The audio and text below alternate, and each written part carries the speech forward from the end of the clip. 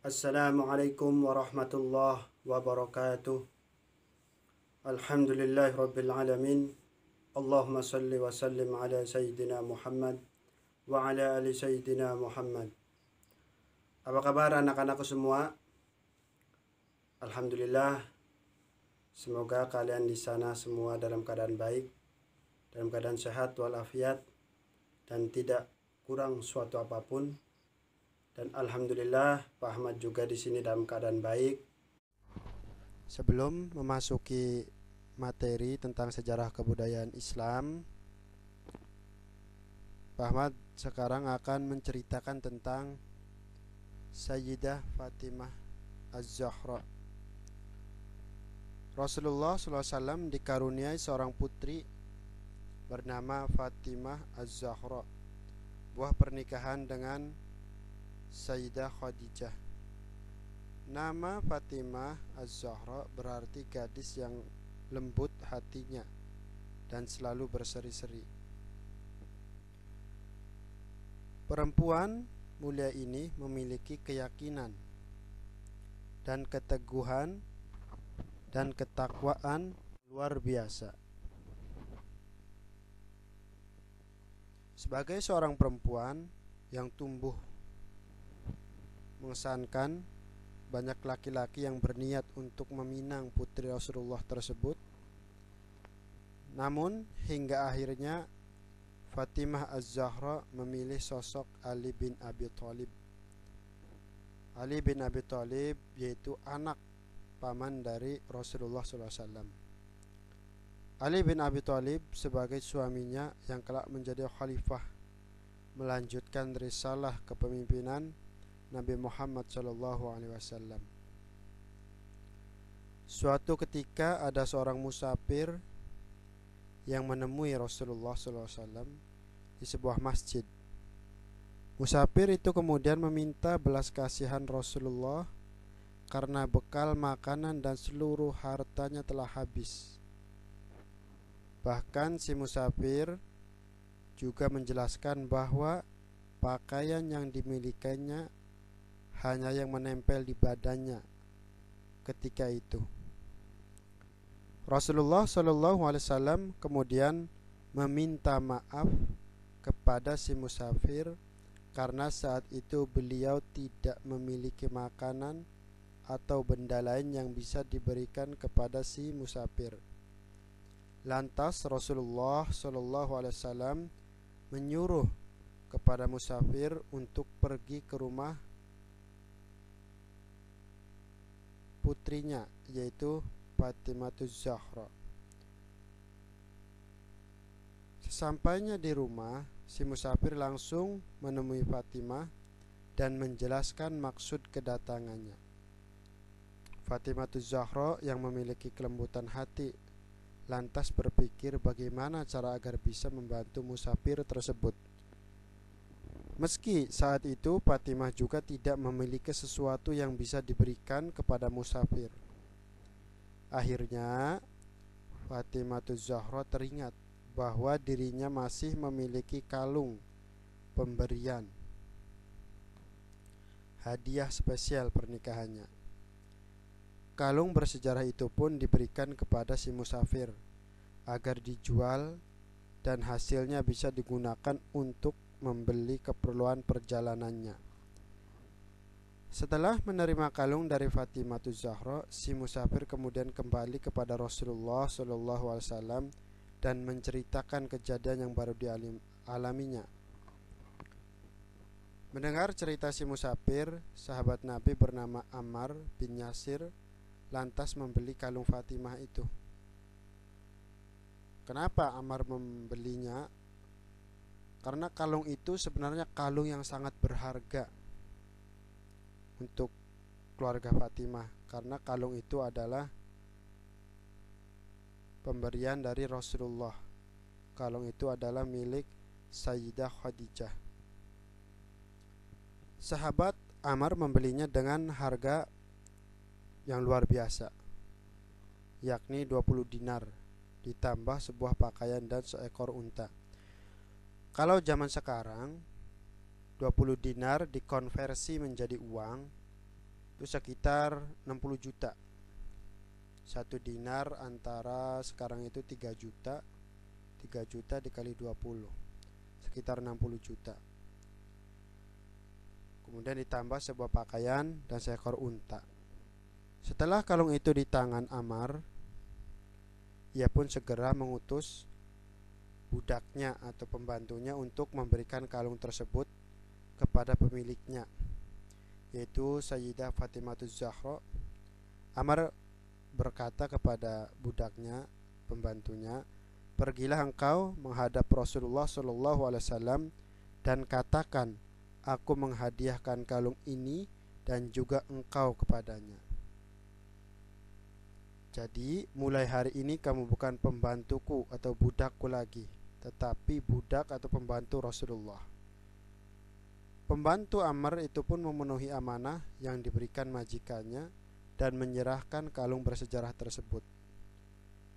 Mengetahui itu, Fatimah kemudian menerima kalungnya kembali sekaligus memerdekakan budak atau pembantu yang Ammar berikan kepada Rasulullah tersebut, hingga membuat budak tertawa atau pembantunya Ammar itu tertawa.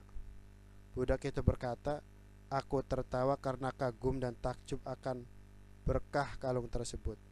Kalung tersebut telah mengenyangkan orang yang lapar, menutup tubuh orang yang telanjang, memenuhi hajat seorang yang fakir, dan akhirnya telah membebaskan seorang budak atau pembantu." Mohon diperhatikan kepada seluruh siswa. Pak Ahmad akan memasuki materi, akan menjelaskan materi tentang Jazirah Arab.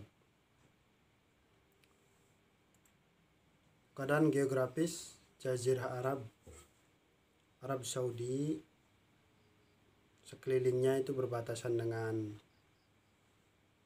Yaman, kemudian ada Irak, kemudian ada Laut Merah, ada Jordania. Ibu kota dari Arab Saudi adalah Riyadh. Luas wilayah yaitu 3.151.000 km. Negara-negara yang terletak di Jazirah Arab antara lain Yaman, kemudian ada Oman, Uni Emirat Arab, Qatar, kemudian Bahrain, dan kemudian Kuwait. Perbatasan Jazirah Arab yaitu sebelah utara yaitu Suriah, Irak, dan Yordania. Kemudian perbatasan sebelah barat yaitu Laut Merah. Kemudian perbatasan sebelah timur yaitu Teluk Persia, Laut Oman. Kemudian yang perbatasan sebelah selatan yaitu Samudra Hindia. Keadaan sosial masyarakat Arab sebelum Islam. Pra itu adalah sebelum. Pra itu adalah sebelum Islam. Sebelum Islam datang, bangsa Arab memiliki karakter yang baik, yaitu pemberani, memiliki fisik yang kuat, yaitu fisik yang kuat, kemudian daya ingat yang tajam, ingatannya tajam, kemudian menepati janji, itu yang baik-baik, pantang menyerah, kemudian hormat kepada orang, kemudian teguh pendiriannya dan loyal dengan pemimpin. Akan tetapi itu hal-hal yang baik. Ada juga hal-hal yang tidak baik yang tidak perlu kita contoh pada saat ini. Contoh yaitu keburukan yang dilakukan pada masa jahiliyah atau sebelum datangnya Islam, seperti meminum khamar atau mabuk-mabukan kalau zaman sekarang. Ya, salah satu cara mereka meminum khamar yaitu dengan minum bersama dalam satu pertemuan. Kemudian pada masa sebelum Islam, posisi perempuan pada masa zaman jahiliyah sangat direndahkan. Mereka diperlakukan sebagai barang yang hina. Bahkan kelahiran seorang anak perempuan dianggap sebagai aib, sebagai keburukan yang memalukan. Sedangkan melahirkan seorang anak laki-laki merupakan kebanggaan. Oleh karenanya tidak jarang mereka membunuh bayi-bayi perempuan. Bahkan ada yang mengubur anak perempuannya hidup-hidup. Kemudian keadaan sosial masyarakat Arab sebelum Islam. Praktek riba merajalela. Misalnya kita meminjam uang 1.000,